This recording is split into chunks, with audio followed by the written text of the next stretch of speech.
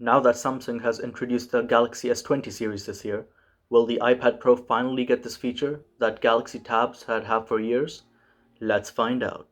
Hey guys, Manav here, and welcome to Tech Nobody's Talking About, where I talk about features in smartphones that nobody else is mentioning.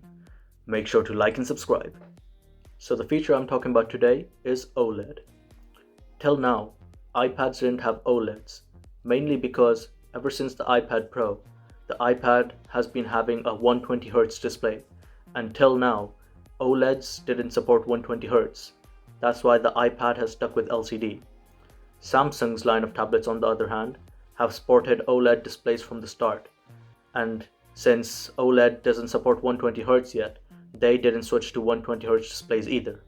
But this year, Samsung introduced the 120Hz display with OLED on the Galaxy S20 series. So I believe this is the year that it's interesting that the iPad Pro might finally get OLED display. So the race is on. Will the Galaxy Tab S7 get the OLED displays or the iPad Pros? In my opinion, the Galaxy Tab S7 will probably win this race, as it's going to be launched before the newer iPad Pro comes later this year, and it's most likely going to sport the same 120Hz OLED displays like we saw on the S20 series earlier this year. The iPad Pro, however, is where it gets interesting. There have been some leaks that perhaps the iPad Pro could skip over OLED and skip to a new technology called Mini LED. Let's talk about that. So, Mini LED is a new technology which controls a group of pixels together, unlike OLED, in which pixels are controlled individually. Mini LED is said to be able to produce the same brightness and colors like OLED displays, but with less issues of burn-in, and also they can be made at a cheaper price point. However, Mini LED is unable to produce the true blacks like OLED displays can. Also, Mini LED is said to be able to make iPads thinner and lighter.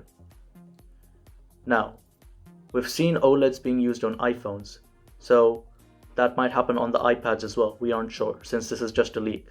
On the other hand, there have also been other leaks pointing to Mini LED being incorporated into the Mac line next year, and also eventually into iPhones.